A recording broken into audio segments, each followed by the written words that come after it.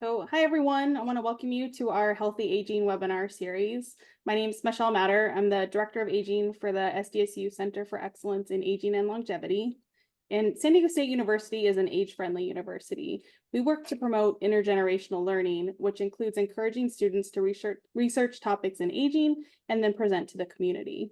And today I'm excited to introduce Nancy Verdin as our guest speaker. Nancy will be graduating next week with a master's in social work, specializing in administration and community development. And she spent the last year as our graduate assistant.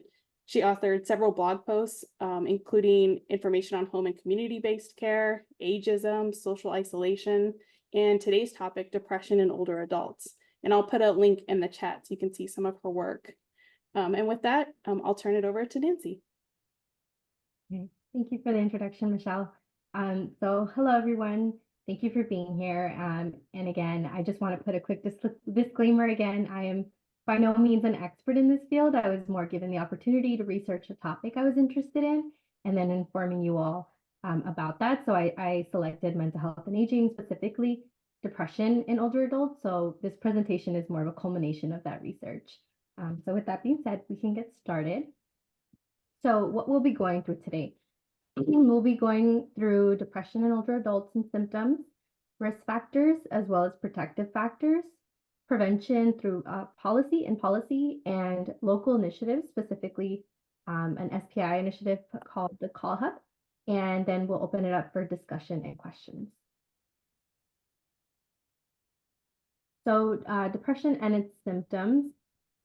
Depression is generally characterized by a low mood or a loss of pleasure or interest in activities for long periods of time. And depression can affect anyone at any age in life, including older adults.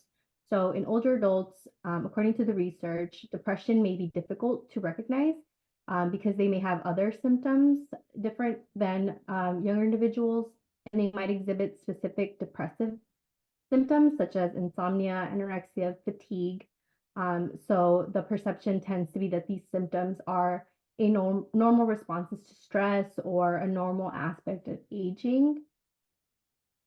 However, mental health experts emphasize that depression is not a normal part of the aging process, but their older adults are at an increased risk for experiencing depression, and these are due to factors such as chronic health conditions, such as arthritis, hypertension, heart disease, and other risk factors due to mobility. And this is a general list of the symptoms associated with depression for some older adults, and sadness may not be their main presenting symptoms. They could instead be feeling more of a numbness or a lack of interest in activities. So, and some folks may just not be willing to talk about their feelings. And it's also important to note that cultural backgrounds can also significantly influence how depression is expressed and experienced. For example, in some cultures, depression manifests in physical symptoms like aches, headaches, rather than solely just emotional distress. Given that depression can manifest in various ways, it's important to discuss any health changes with professionals. And this really also emphasizes the significance of validating their experiences and not minimizing or downplaying their symptoms as just a normal part of aging. So older adults are often misdiagnosed or underdiagnosed. In a recent report by the Office of Behavioral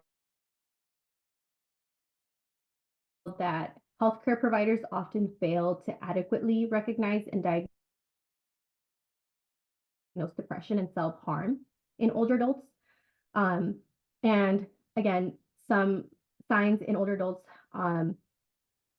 they may say like, oh, it's just a typical response, or they're adjusting to older age, and that may lead them to overlook the need for treatment. But this also brings up just the implicit bias. So those are like the hidden kind of subconscious feelings or attitudes we have about aging as a society. And so talking about this topic and really bringing it to light should really like challenge us as a society to be more aware of, not dismissing mental health as we age. And we can see that in media and how we're showing, like, this is how the aging process is going for someone. Um, and also in our language, so the American Psychological Association emphasizes that we avoid using language that views aging as a negative or detrimental aspect of life. Again, because that feeds into those implicit biases and attitudes, and therefore kind of leads us to dismiss maybe certain ailments that they might be feeling. So some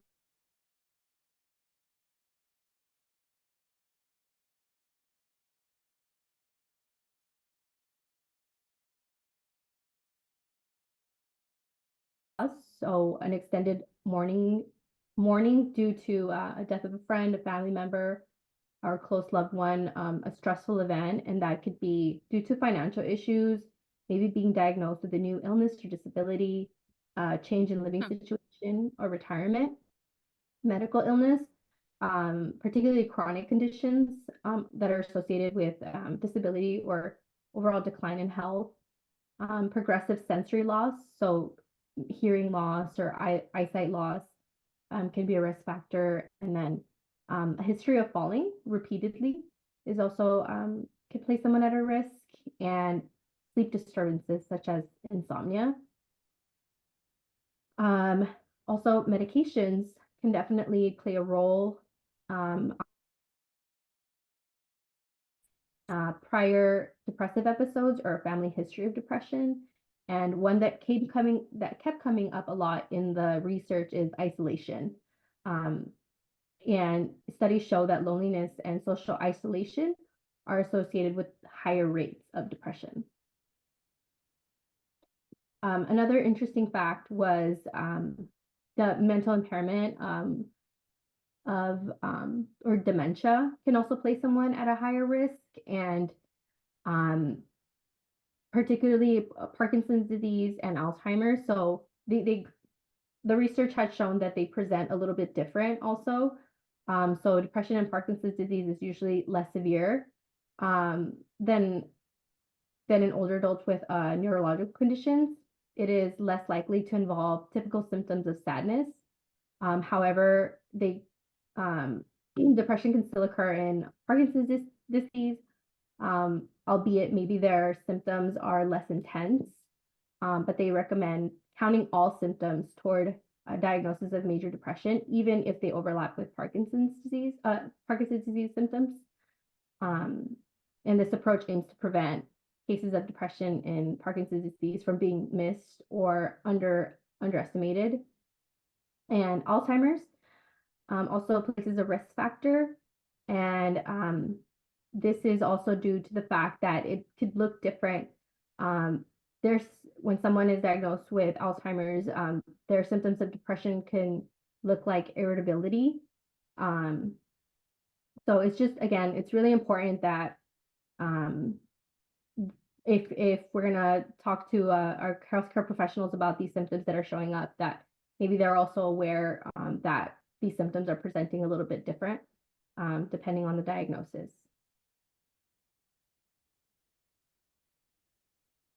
Okay.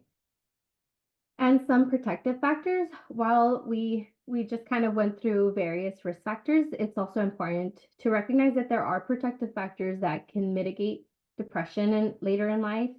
And these include engagement in activities that bring fulfillment and purpose, a sense of mastery or competence in managing life's challenges, effective emotional regulation skills to cope with stress, maintaining a close social network to support companionship, and cultivating a meaningful life by pursuing goals and values that resonate with you deeply. So I kind of want to take this moment for all of us to kind of just, what are some protective factors in your life? Just like 30 seconds, what are some things that you feel kind of help you when you feel like you need that extra boost? I can say one thing. I'm a senior also, so I'm very familiar with a lot of these things. I might even have to add a few things that you maybe forgot, but I'm in my 70s, so I'm very well aware, and I have gone through many of these things. But one thing that I value is meaning and purpose in my life. I have to have meaning and purpose and a reason to get up in the morning. And then also important is to have friends and have somebody that cares about you, because that matters a lot, because a lot of times seniors are put at the bottom and nobody cares about them and they forget about them. And I'm always having to stand up for my beliefs and my values. And a lot of people look at me and say, they don't believe what I say, or they don't care what I say. And I always have to say, I have to show them proof. I always have to prove everything. And that really annoys me that I have to prove everything. I've already proven a lot of things in my life to get to where I am. Why do I have to continue proving myself all the time? Yeah. You Thank you know? so much. Yeah, thank you for your input. And I really appreciate you adding that piece, because it's true. You've lived a long, rich, meaningful life, and your Another thing I would like to say, Nancy, is that being in my 70s, if I had to go back in my life again, my earlier part of my life, I would like to go back and start over at 30. And you know why it wouldn't be 20s? You know why it wouldn't be 20s? Why is that? Because 20-year-olds are still learning and still making a lot of mistakes. And hopefully by the time they've reached 30, they've realized a lot of their mistakes and they're on a better pathway. Yeah. Yeah, and that's really what life is. It's a learning process. I just appreciate your input. That was really enriching. And thank you all for adding a couple of your protective factors in the chat. Okay, so I also wanted to touch on prevention and policy, because while we may not be able to eliminate all the risk factors for depression as a society, we can prioritize policies and initiatives that cultivate environments that are conducive to healthy aging and mitigate some of those factors. So one avenue in creating that environment that prioritizes health and well-being in older adults is the California Master Plan for Aging.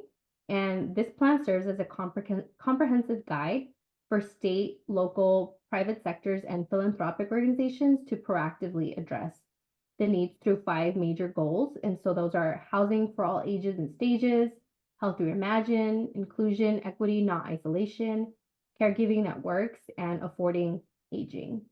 So again, this is a very extensive document, and obviously I'm not going to kind of go through every single initiative, but I just chose some that I thought could really highlight how they're addressing depression through policy, like how we can kind of create more protective factors. So housing for all ages, right? We know that losing housing can be a life stressor.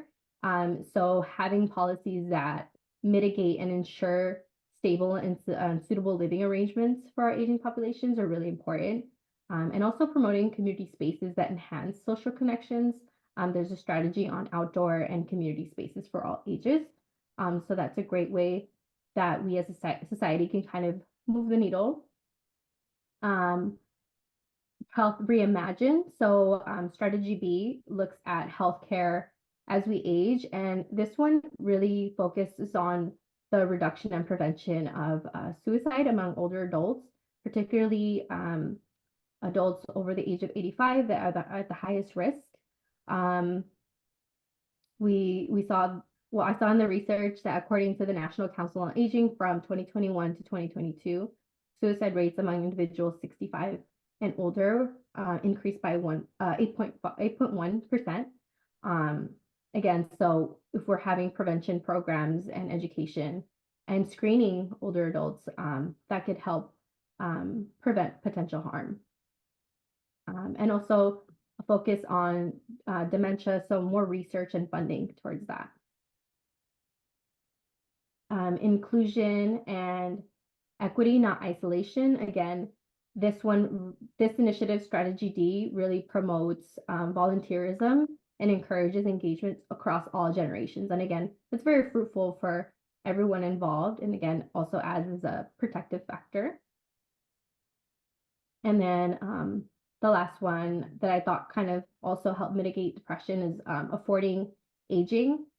So again, making sure that older adults are not ending up in homelessness, that they have income, that we're providing resources to prevent poverty and hunger. So all of those, I would argue, can help again as a society mitigate some of those depressive factors. Nancy, I'd like to add one more thing too. As a senior, I would like to say that it is really important. The quality of your life is more important than the quantity. In other words, you don't want to be living to be 150 and be in a nursing home and have everybody else control your life. When you'd rather be young, a little bit younger, and be able to take care of yourself. Like I'd like to be I consider myself to be a strong, independent woman, even though I'm in my 70s.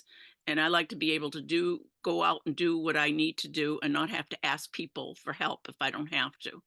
And be a strong, independent woman.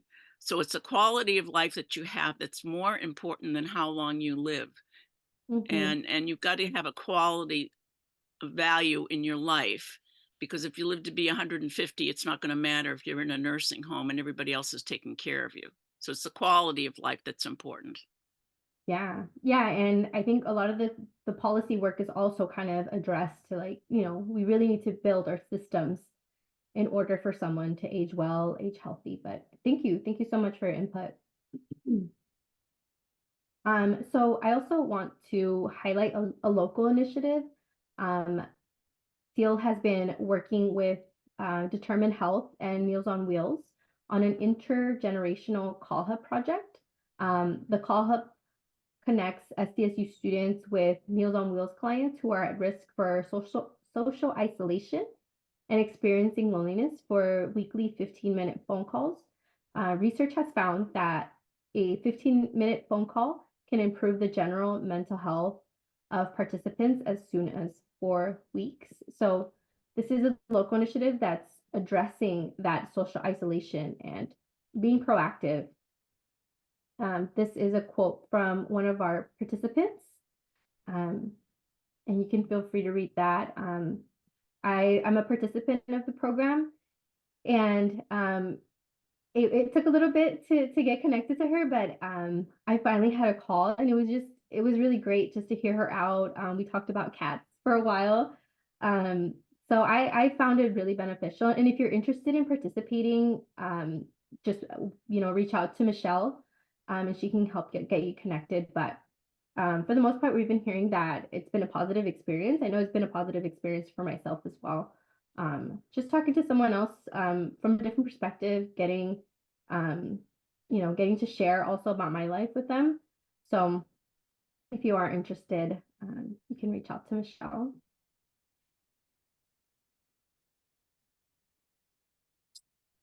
And I did want to kind of end on just some practical tips from the Institute for Aging on how to support a loved one going through depression. And some of the recommendations are to maintain calm when discussing your loved one's mental health concerns, approaching them with compassion and openness, encouraging them to share their feelings without the fear of judgment or barriers. Another is to foster support. So in order to combat loneliness, is creating those support networks, family and friends, and establishing regular activities or visits to provide companionship and connection, because that reduces feelings of isolation. Another recommendation is to ensure nutrition. There is a loss of appetite that is common, a common symptom of depression in aging adults, which can result in dramatic weight loss or fatigue. So maybe offering nutrition-rich meals or snacks, something that promotes also physical well-being. And finally, the last is to encourage treatment. Gently suggest professional help for depressive symptoms. Help your loved one understand their condition and guide them toward seeking support from therapists and psychiatrists for appropriate treatment. And that concludes our presentation.